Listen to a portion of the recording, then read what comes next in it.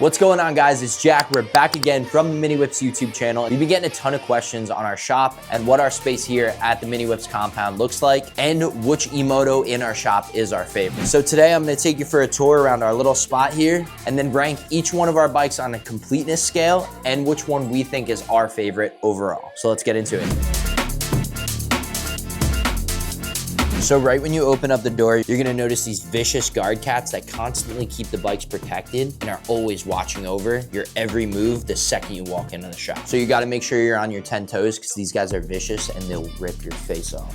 Starting up first, we got the helmet and tire rack. This is where we hold all of our helmets for anyone that wants to come over and come ride. Down below it, we have some R&D parts from Razor Designs and the Electro team. We also got some power saws and some drills in case we need anything. A Dremel, always a must inside the shop. And our handy Ooga that doesn't want to Ooga. We also have pretty much every wheel for all the bikes in here. Street wheels for the Razors. We also have extra RTR wheels and a big wheel kit. Some extra Razor wheels. When it comes to the workspace, we have a pretty typical workbench. Nothing too crazy. The Harbor Freight Special, along with our Harbor Freight Special toolbox here that's got everything we need from spare parts, full tool kits, sockets, and wrenches, and pliers as well. Pretty basic over on this side of things. Toolbox, main workstation, and then secondary workstation. Over on the workbench right now, we have a brand new 16-inch wheel. That is a factory Arctic Leopard 16-inch wheel to be exact. But this is gonna be for a future video of us fully building out our Arctic Leopard XC Pro with some of the best parts. This is the beginning to the puzzle. Right, Bandit? We don't want an 18-inch on this thing anymore. On the underside of the toolbox, we have all of our chargers for all the bikes, scooters, and Razors. We also have a bunch of test parts / R&D parts for Electro&Co. And then we get over to the main bike storage. This is where we hold all of our bikes, or at least keep most of our bikes when they're constantly going in and out of the shop. Now over here, this is where we prep most of our parts before we're working on bikes. We also have extra tires and wheels over there and a box filled with plastics for Razors and RTRs. Bear guards these things with his life. So now that you guys saw the whole spot and you can obviously see all the bikes that we got in here, let's break them out and see which one we like the best for what condition.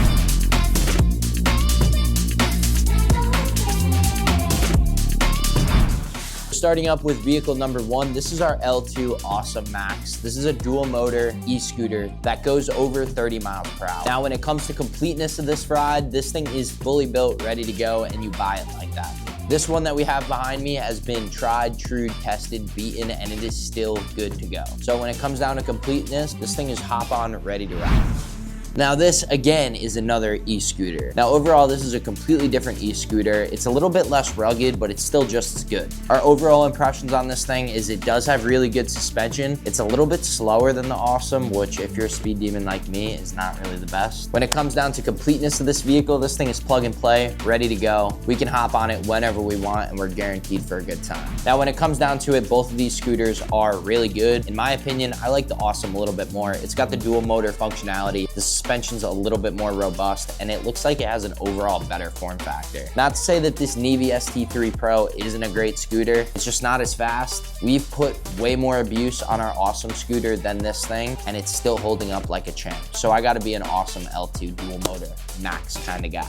All right, now we're getting onto the big bikes. This is our Arctic Leopard XC Pro from Jersey e-bikes. This thing is an absolute beast. 20 plus kilowatts of power in a very lightweight Emoto, plenty of power. You don't need over 20 kilowatts, but yet Arctic Leopard thinks it's cool. So we're gonna go with it. We don't have a bunch of seat time on this thing. It's been cold in the Northeast. Unfortunately, we haven't got to ride it as much as we'd like to, but there are tons of things coming to this bike soon on this channel. So make sure you guys stay tuned. This thing is really, really cool, but I can't tell you how much I like it yet because I don't have enough seat time on it. But our overall first impressions were really good on this thing. And if you guys are curious to see what that review looked like, click the link down below and it'll take you right to that video where you can watch the full video on our reactions with it. Overall, super sick bike, really fun to ride, but I know it's only gonna get better once we put these upgrades on. And while we're on the topic of big bikes, let's not forget about our Sur-Ron Ultra. One of the best lightweight Emotos that you can get your hands on. We've done a bunch of upgrades to this thing, and we don't have it in front of us because it is on the other side of the country, in California. If you guys didn't know, a lot of my bikes are out west in Northern California at the Electro&Co compound. So unfortunately, that's why it is not here.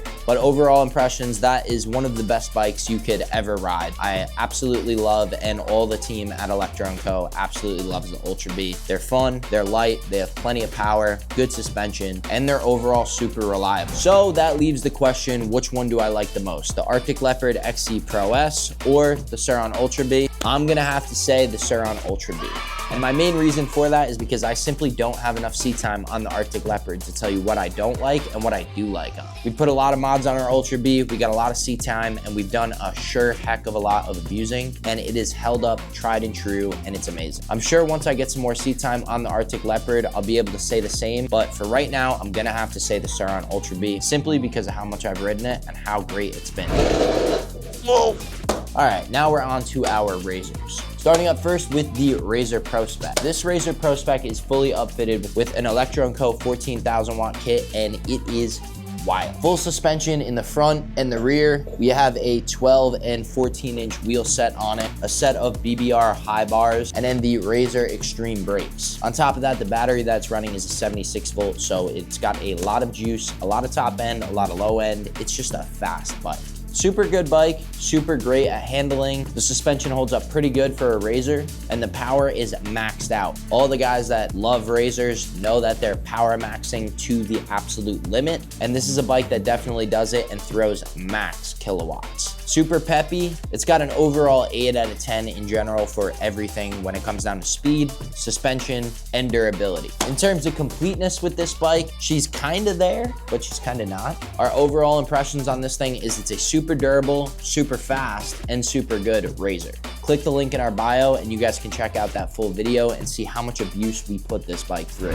Okay, this is a fully built Razor SX500 with pretty much the works that is currently available from Electro&Co. We have an Electro&Co 5,000 watt Ultimate Razor kit. This is the best budget kit that you can get your hands on without a doubt. Super fast, more than reliable, plenty of battery, and it's got all the stuff to make your basic Razor SX500 a complete powerhouse. It's got a 72 volt, 20 amp hour battery, 5,000 watts of power, which is plenty for a Razor without a doubt. You really don't need much more. This thing's also got a set of Razor high bars, the Razor hydraulic fork kit, and the hydraulic rear. We also have a Razor pit bike wheel along with the 35 chain kit, including the best brakes in the house for a Razor. In terms of completeness, this thing is completely ready to go. There's nothing that needs to be done to it. All we got to do is plug it in, hit the on switch, and we're ready to go.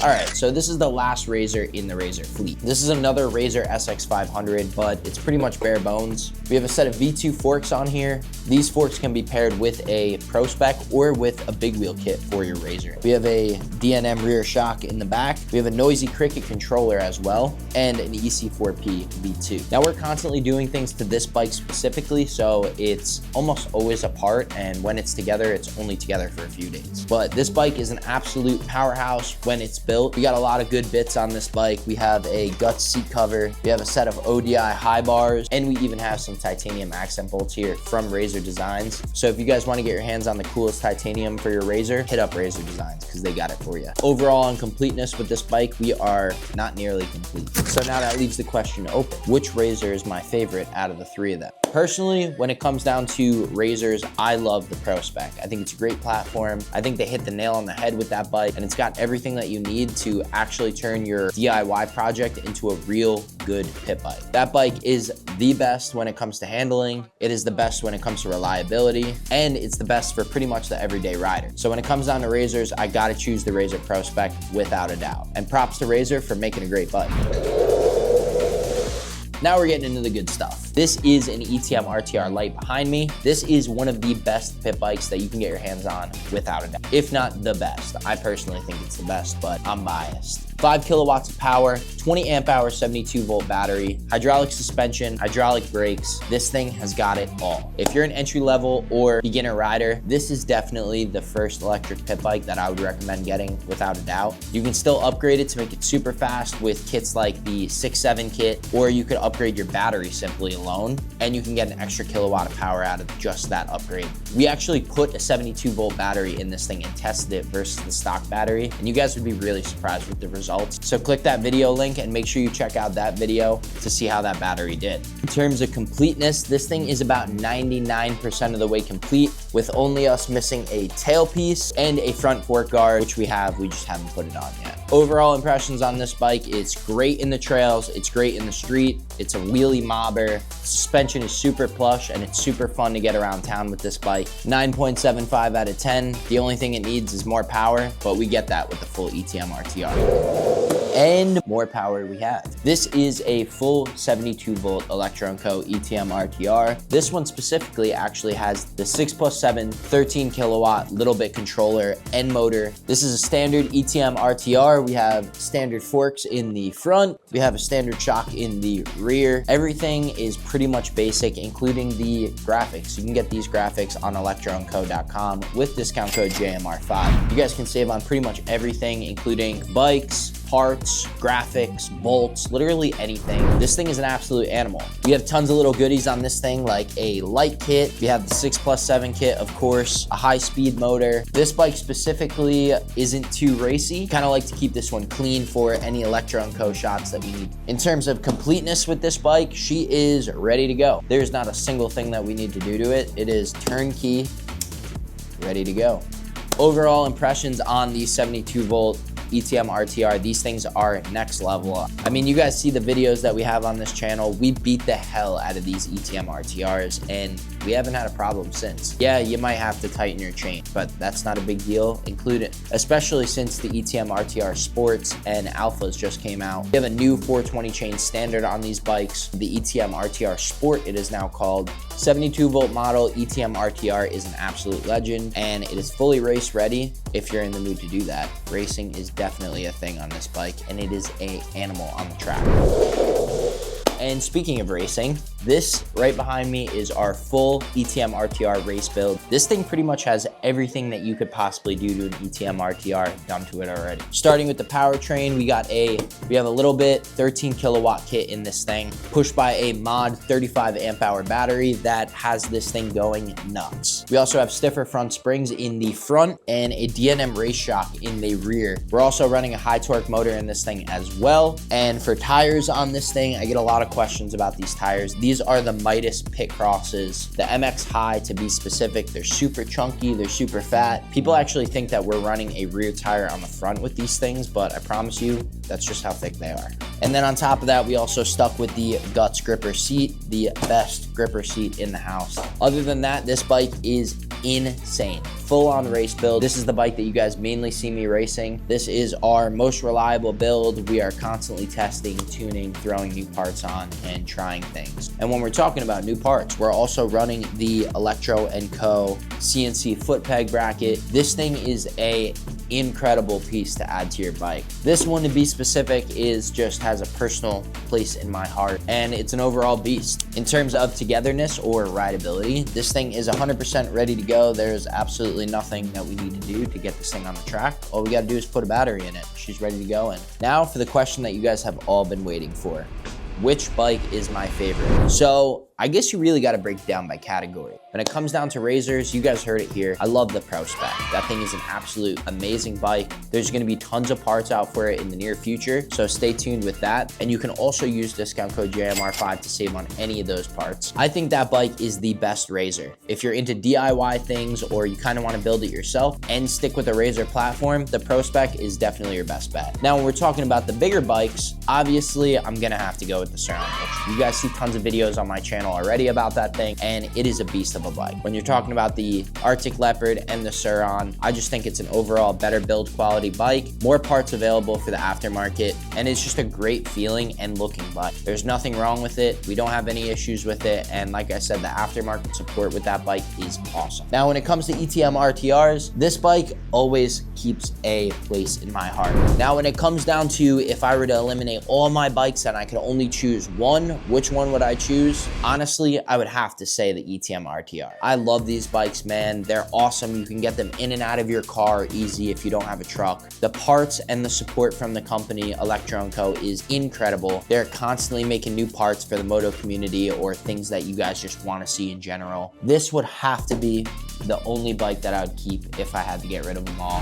Now, obviously, that doesn't go for everyone. A lot of people probably like the Sur-On Ultra B more and they'd rather keep that, or maybe a Razor if you like do it yourself and you want to have a few different companies in on your build. A Razor is an awesome choice too. They're really cool, they're fun, they're reliable, they're fast. You can make them extremely fast, and the part support is definitely becoming more of a thing now too. But me personally, I'm an RTR guy, hands down, so it's got to be my #1 pick. All right, boys, now you guys have officially gotten the full Mini Whip shop tour, and you guys know exactly what bike we would choose if we had just one to choose from. If you guys are looking to save on any of the bikes, parts, or accessories, make sure you click the link at electro&company.com and use discount code JMR5 to save on every and anything. And if you guys are in the Northeast looking to get your hands on a new e-bike, Jersey E-Bikes has all your parts, bikes, and accessories available in the showroom for you guys to check out. Until then, we'll see you guys in the next video. Peace.